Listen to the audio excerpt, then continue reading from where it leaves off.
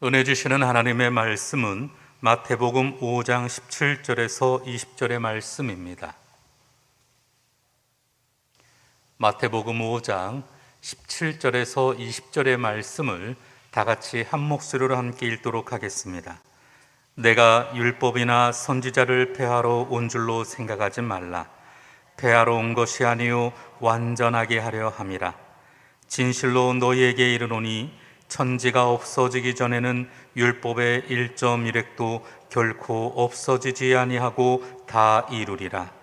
그러므로 누구든지 이 계명 중에 지극히 작은 것 하나라도 버리고 또 그같이 사람을 가르치는 자는 천국에서 지극히 작다 일컬음을 받을 것이요 누구든지 이를 행하며 가르치는 자는 천국에서 크다 일컬음을 받으리라. 내가 너희에게 이르노니 너희 의가 서기관과 바리새인보다 더 낫지 못하면 결코 천국에 들어가지 못하리라. 아멘. 자, 저는 오늘 예수님의 율법, 예수님의 율법관이라는 제목으로 말씀을 전하고자 합니다. 우리가 잘 아는 이 산상수훈은 예수님께서 가르치신 중체에 대한 교훈 중에 진수입니다. 자, 그런데 오늘 이 본문 말씀은 문자적으로 볼 때 여러 말씀 중에서 특별히 더 해석하기도 힘들고 지키기도 참 가장 어려운 말씀이 아닌가 그런 생각을 하게 됩니다. 자, 우리가 율법을 논하기 전에 이 세상에 있는 법은 과연 무엇인가? 첫째, 자연 법칙이 있습니다. 자연법이죠. 이 온 우주가 움직이는 천체의 움직임이 가능하게끔 만든 하나의 법칙이 있다면 그것은 만류 인력의 법칙입니다. 서로 인력이 있어서 당기면서 그 거리를 유지하고 움직임이 정해지는 그런 법칙이 있습니다. 그리고 뭘 놓으면 떨어지지 않습니까? 이 떨어지지 않고 막 떠다닌다면 우리는 아마 살 수 없을 것 같아요. 자, 지구 내에도 지구 외에서도 진행되는 그런 순환의 법칙이 있는데 지구 외에서 이 천체에서도 별이 탄생이 되어지고 별이 번성하다가 그 다음에 어느 때가 되면은 별이 죽어요. 그래서 블랙홀이 됩니다. 이 법칙이 있어요. 이 지구에서도 탄생과 생과 사가 있죠. 순환됩니다. 순환의 법칙이죠. 비가 내려서 강이 되고 강이 바다를 채운 다음에 증발된 그 수증기가 다시 구름을 만들어 비를 내리고 우리 몸의 피도 정맥을 통해서 심장으로 가서 폐로 간 다음에 동맥으로 가는 그런 순환이 있습니다. 역사도 순환이 되죠. 또 심고 거두는 법칙도 있습니다. 팥 심은 데 팥 나고 콩 심은 데 팥 날까요? 콩 납니다. 네. 기가 막히죠. 또 죄를 지으면은 먼저 내 마음에 고통이 다가오게 하는 양심의 법이 있어요. 율법이 없는 사람들은 율법을 받지 못한 사람들은 이 양심의 법에 따라서 행한 것으로 인해서 하나님께서 심판하고 판단하신다는 말씀이 있습니다. 그리고 범죄자들에 대한 처벌 및 사회 질서를 위해서 지켜야 될 헌법, 즉 국법이 있습니다.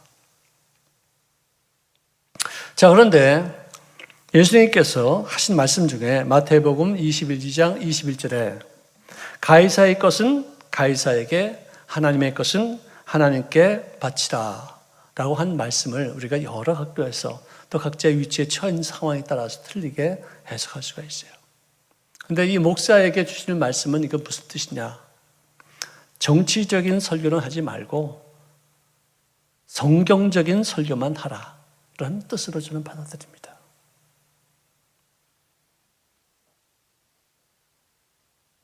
자, 이 율법에 대한 예수님의 정의는 첫째, 절대 불변의 진리요 반드시 성취되는 말씀이라는 거예요. 그러니까 예언이죠. 성취되는 것이면 예언이라는 말씀이겠죠. 마태복음 5장 18절에 진실로 너희에게 이르노니 천지가 없어지기 전에는 율법이 1.1획도 결코 없어지지 아니하고 다 이루리라. 그죠? 없어지지 않고 불변이고 그 다음에 성취되는 말씀이라는 것이죠. 그 말씀 중에 하나님의 우리를 사랑하신다는 말씀이 있어요. 할렐루야. 너무나도 기쁜 말씀이죠.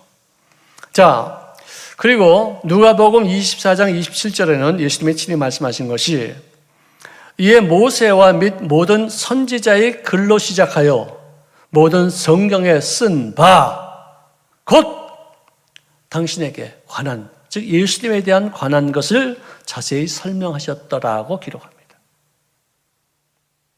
다시 말해서 구약에 나와 있는 모든 말씀은 당신을 초점을 맞춰 집약해서 쓴 말씀이다. 모든 말씀이다. 당신의 주인이라는 거예요. 예수님이 친히 말씀하신 거죠. 그걸 가르치신 거예요. 설명하셨어요.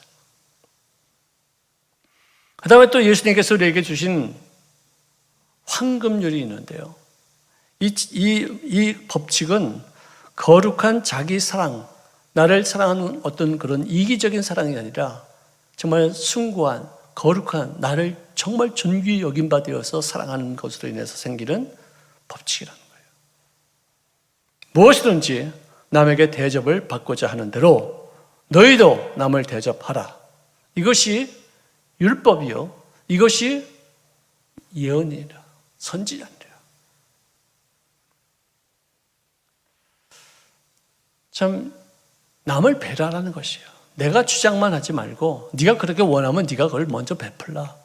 그 뜻이죠. 엄청난 법이죠. 이건 황금률이 아니라 백금률이 아니라 다이아몬드 룰이라고 저는 생각이 들어요. 아기가 이제 커서 이제는 사춘기를 지나서 좀 컸다고 그럽시다. 근데 그 아이가 아버지한테 있어서 아버지 저 요즘 참 힘들어요. 그러면 야 이 자식아 난 더 힘들어. 이거 말 어디다 대고 막 주님께서도 십자가를 지셨잖아. 갈보리 저 겟세마네 그 기도를 좀 너희 기억해 마 이놈아. 이거는요 우리도 그렇게 자랐어요.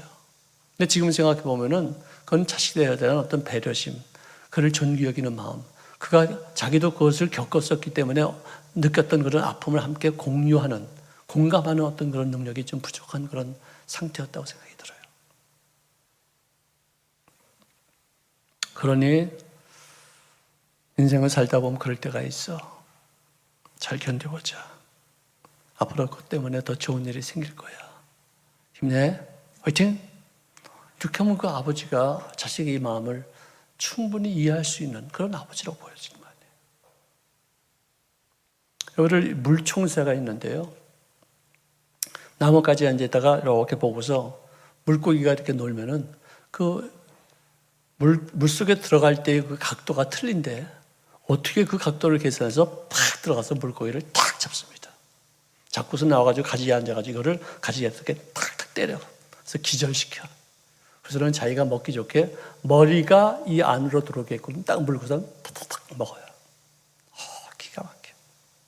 근데 그놈이 새끼를 낳고서 새끼를 먹일 때는 탁 잡아서 올라가가지고 가지에다가 탁탁 쳐서 기절시킨 다음에 이 물고기를 싹 돌려가지고 아이가 먹기 쉽게 머리를 바깥으로 향해서 가가지고 이렇게 샥 놓아줘요. 기가 막혀. 어떻게 그런 걸 배웠을까? 우리 한국 사람이 그걸 보고서 배웠는지 아니면 그 물총새가 우리 한국 사람들이 하는 걸 보고서 배웠는지는 잘 모르겠어요.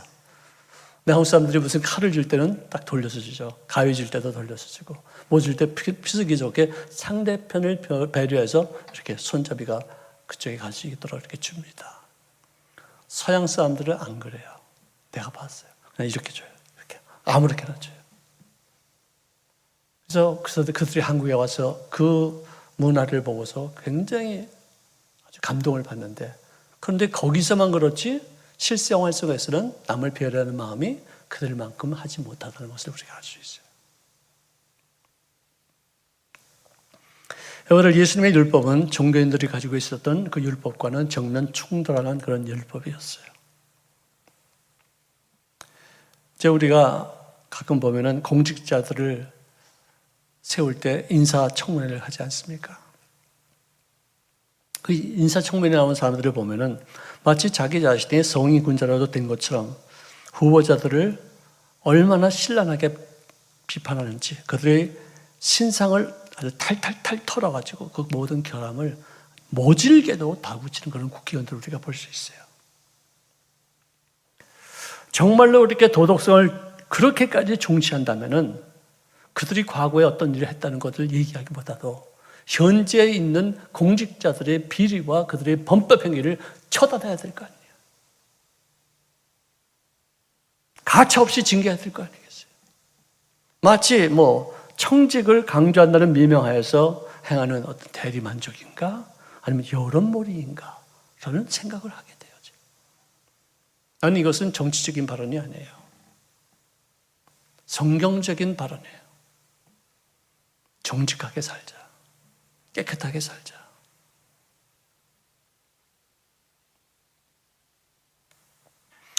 그래도 이사야서 64장 6절에 보니까 우리 의인은 다 더러운 옷 같으며 우리는 다 잎사귀 같이 시들므로 우리 죄악이 바람같이 우리를 몰아가나이다. 우리가 아무리 정직하게 살려고 해도, 우리가 아무리 의롭다 하더라도 우리 인간들은 어느 누구나 할 것 없이 죄인, 더럽고 추잡한 죄인이다. 에스겔서 25장 17절에는 내가 그들에게 원수를 갚은 즉 내가 야훼인 줄을 그들이 알리라. 다시 말해서 너희들이 모두가 다 죄인이고 모두가 다 추잡하고 더러운데 누가 누구를 정죄하고 누가 누구를 원수 갚고 보복할 수 있겠느냐. 너희 중에 죄 없는 자가 먼저 돌로 쳐라. 죄인끼리는 그렇게 하면 안 된다는 거예요. 이게 예수님의 율법권이에요. 그리고 당시에 종교인들은 당시뿐만 아니라 요즘도 그럴 수도 있겠죠. 율법을 지키고 있는 척 가정스럽게 위선을 떨었어요. 요즘도 우리가 듣는 말 중에서는 아이고 저 이 여생이 입만 살아가지고 말은 참 잘해요. 그런 얘기 들어요. 여기를 우리가 여성분들이 화장할 때 딥 클렌싱, 그죠? 클렌싱. 여기 피부 속에 있는 노폐물을 다 사우나를 통해서 뽑아버리든지, 운동을 해서 땀 흘려서 뽑아버리든지, 아니면 무슨 어떤 기초 화장품을 이렇게 써가지고 뽑아버리든지 깨끗하게 하고 나서 화장품을 발라야지 잘 스며들고 이뻐요. 이게 피부가 거칠고 여기 노폐물이 있는데 아무리 갖다가 발라도 덕지덕지 내 눈에도 보여.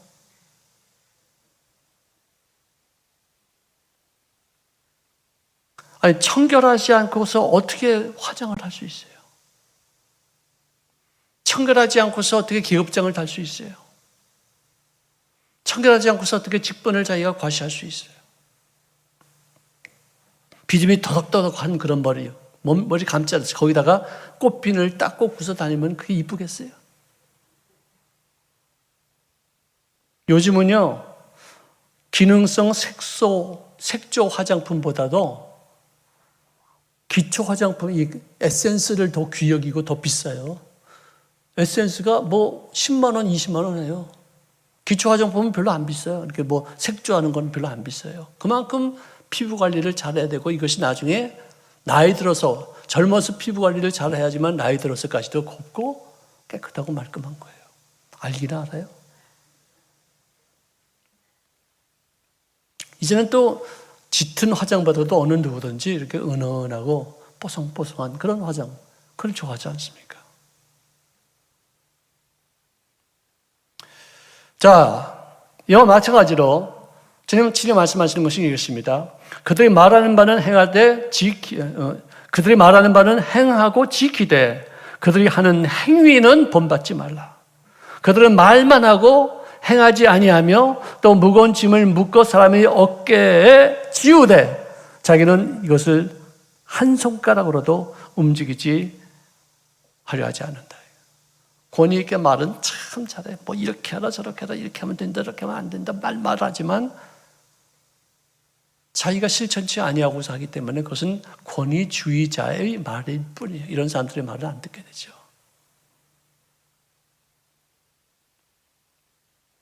반면에 예수님께서는 그가 말씀하신 것을 행위로 옮겼고 그 행위가 그의 삶 전체가 되었어요.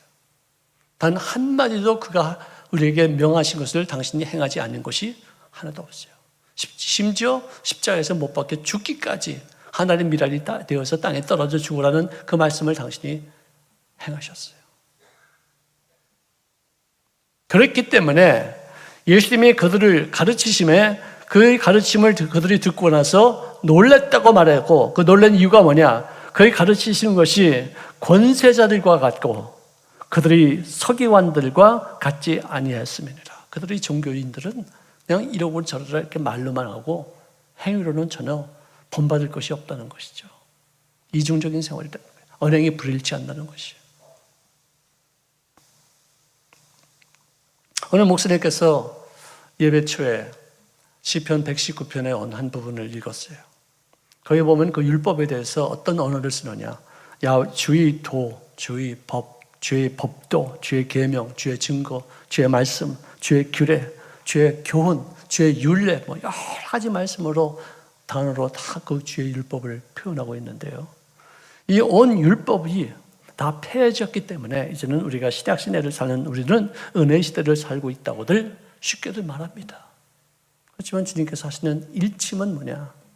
내가 율법이나 선지자를 폐하러 온 줄로 생각하지 말라. 폐하러 온 것이 아니라 완전하게 하려 합니다. 너희 의가 서기관과 바리새인보다 더 낫지 못하면 결코 천국에 들어갈 수 없다. 자, 그렇다면 여기서 율법을 완전하게 한다는 말의 뜻이 무엇이며 서기관과 바리새인들이 세우는 의가 무엇이길래 그 의보다 더 낫지 못하면 우리가 천국에 못 들어간다는 내용인 것인가? 무슨 뜻인가? 이걸 우리가 살펴야 되지 않겠어요? 율법을 완전하게 하신다는 말의 뜻은 율법이 불완전하기 때문에 그것을 완벽하게 뜯어 고치겠다는 그 뜻이 아니에요.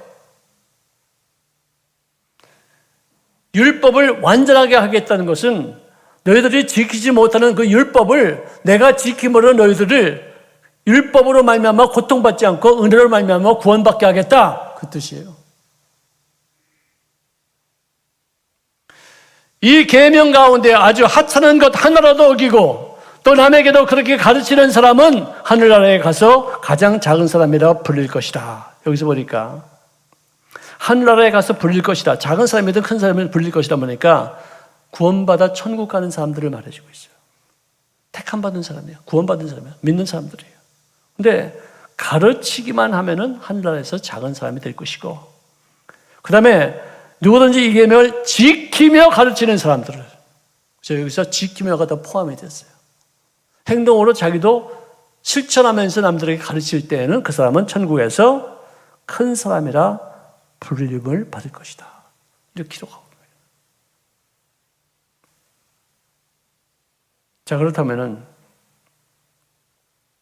우리가 이런 사람들이 누가 있어요? 말한 대로 실천하는 사람 다 아무도 없어요. 실천하면 척은 해요. 실천하려고 노력은 하는데 다 못해요. 자기 자랑을 만족시키기 위해서 또 이기심을 충족하기 위해서 종교적으로 형식적으로 하는 행위를 하지 말라, 이 뜻이에요. 율법을 지키기는커녕 율법을 생각하면 할수록에 나에게는 엄청나게 무거운 짐이 된다는 것을 우리가 생각하지 않을 수가 없어요. 그래서 로마서 7장 5절에 보니까 사도 바울도 이런 말을 합니다. 전에 율법을 깨닫지 못할 때에는 내가 살았더니 계명의 이름에 죄는 살아나고 나는 죽었도다. 다시 말해서 율법이 없을 때는 내 마음대로 사니까 뭐 신나겠죠. 근데 율법을 딱 비춰보니까 나는 이미 죽었어. 나는 살아 있을 가치가 없는 존재예요. 빛 앞에 드러나는 추잡한 일들이 다 나타나는 거예요. 율법은 누구나 다 지키지 못해. 그런데 주님 뭐라고 그러셨느냐? 나더러 주여 주여 하는 자마다 다 천국에 들어갈 것이 아니요 다만 하늘에 계신 내 아버지의 뜻대로 행하는 자라야 들어가리라. 이렇게 말씀하셨어요. 무슨 말씀입니까? 율법의 행위로 그의 앞에 의롭다 하심을 얻을 육체가 없나니 율법으로는 죄를 깨달을 뿐이라. 다시 말해서 내가 거울을 보고서 내 얼굴을 봤을 때 내 얼굴에 뭐가 묻어있는 것은 내가 볼 수 있고 내가 잘못했다는 것을 내가 알 수는 있지만 이것이 내 얼굴을 고치지 못한다는 거예요. 내 묻은 것을 씻지 못한다는 얘기예요. 그러므로 율법을 완성한다는 것은 뭐냐? 넌 율법을 지키지 못하지. 율법은 지키라고 준 것이 아니라 네가 지키지 못한다는 사실을 깨달으라고 준 것이야. 율법 지키는 척하지 마. 아무도 못 지켜. 대신 나는 율법을 지키지 못하겠으니 하나님의 은혜로만 나는 구원받을 수 있습니다 하면서 두 손 바짝 들고 항복하고 대속의 은혜를 구하라. 나의 의인은 오직 믿음으로 말미암아 살리라. 이게 율법의 현성이에요. 이사야서 53장 6절에 보니까 야훼께서는 우리 모두의 죄악을 그에게 담당시키셨도다. 이 악한 세대에서 우리를 건지기 위해서 우리 죄를 대속하기 위해서 당신의 몸을 주셨다는 사실, 이것을 네가 믿음으로 하나님의 행하신 그 모든 공력을 통해서 너는 구원받을 수 있다. 이게 복음의 핵심이고 이게 율법을 완성하는 거예요. 이 세상에서 율법을 깨뜨리지 아니하고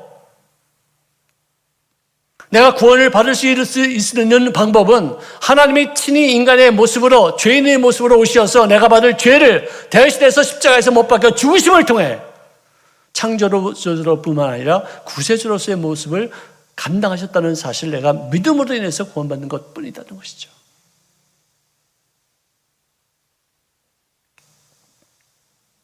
그것은 여러분들 인공지능 이 AI가, 이 컴퓨터가 인간에게 처음으로 바둑을 도전했어요. 장기도 다 이미 섭렵했고 미국 체스도 다 섭렵했는데 이 바둑이 제일 어려운 그런 게임이기 때문에 맨 마지막에 했는데 이세돌이가 2대1로 쳤어요. 그 사람이 이겼다면요, 그 사람은 역사적인 인물이 되지 않았어요. 인류 최초로 기계가 인간을 이겼다는 것 때문에 역사적인 유명인사가 됐어요. 져서 유명인사가 됐어요. 우리 예수님은 십자가에서 못 박혀 죽으심으로 져서 유명인사가 됐습니까? 아닙니다. 그분은 부활하셔서 최후의 승리를 얻으신 분이기에 우리 찬송과 예배를 받으시기에 합당한 분인 줄로 믿습니다. 율법 조문으로 우리가 구원받은 것이 아니라 십자가에서 이루신 주님의 의를 통해서 우리가 구원받은 것이에요. 율법 자체가 나쁜 것이 아닙니다. 율법을 악용하는 마귀가 문제입니다. 내가 율법을 깨뜨리는 것은 주로 마귀가 유혹해서 내가 깨뜨리고 그 유혹에 의해서 내가 율법을 범하고 나면 그 마귀는 율법을 들여밀면서 너는 죄인이야, 너는 벌 받아야 돼, 너는 징벌을 받아야 돼, 네가 지금 여러 가지 어려움을 겪는 건 네 죄값이야, 죄값을 받아야 돼, 너는 조상죄 때문에 너는 지금 고통받고 있어, 네 운명이야. 이렇게 우리를 억압하는 거예요. 나쁜 놈이죠.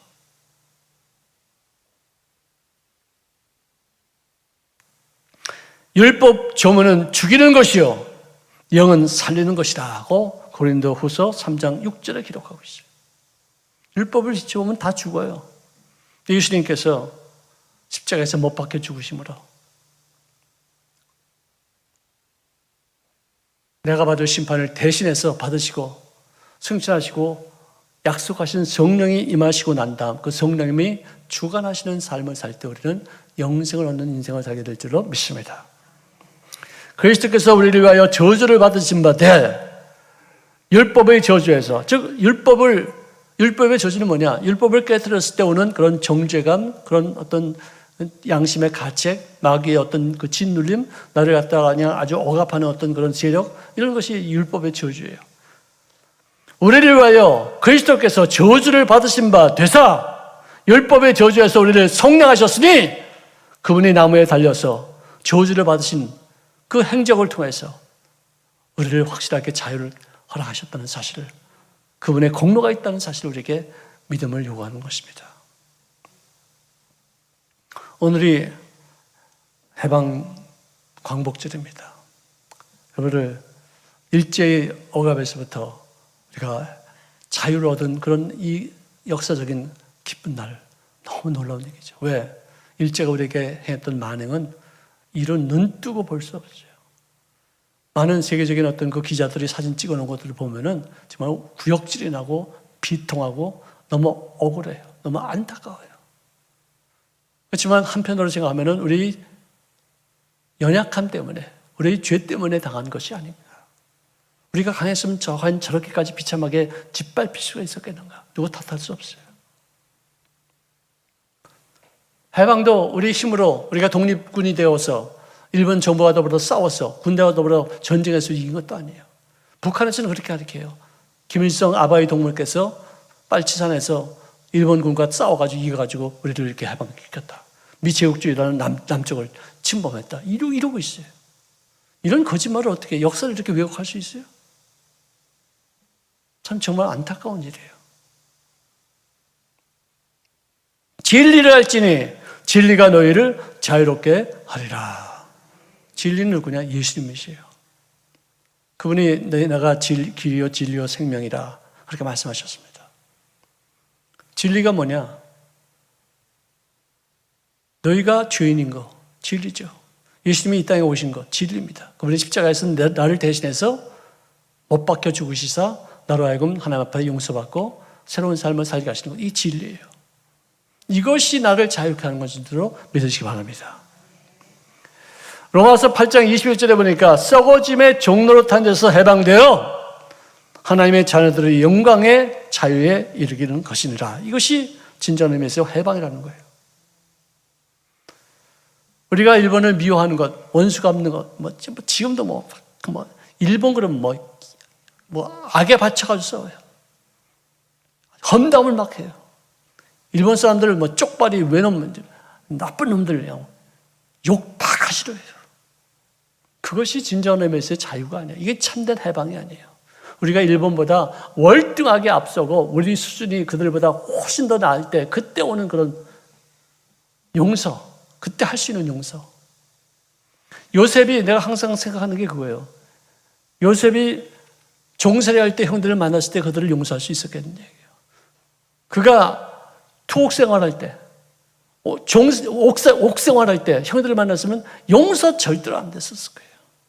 국무총리가 되고 나니까 이러이러한 과정에 의해서 이렇게 해서 나를 여기까지 인도하신 것은 이것은 하나님이 하신 것이다. 이게 진리예요. 이게. 이것 때문에 그가 감정에 치우치지 않고 그들을 용서할 수가 있었어요. 일본의 수준을 뛰어넘는 대한민국이 되기 위해서 노력하는 것, 이것이 진정한 의미에서 원수 갚는, 보복하는 행위인 줄로 믿으시기를 바랍니다. 자, 우리는 이제 믿음으로 의로워졌기 때문에 율법에 신경 쓸 필요가 없다가 아닙니다. 예수님께서 이루신 대속의 공력을 믿음으로 구원받았기 때문에 우리가 며칠 크리스찬의 열매가 필요해요. 이것이 기독교 정신이에요. 교회는 다녀도 기독교 정신이 결여된 사람들이 너무나 많아요. 그것을 교인이라고 그래요. 기독교 정신으로 무장된 사람들을 우리가 크리스찬이라고 그래요. 최소한 언행심사에 그리스도의 향이 되려고 노력이라도 할 수 있다면 좋지 않겠어요? 최소한의 기독교 함량을 위해서, 이 기독교 정신을 내 마음속에 넣게 하기 위해서 하나님 앞에 도움이라도 청하는 삶을 살았다면 이것이 정말 예수 믿는 사람들의 삶이 되지 않겠나.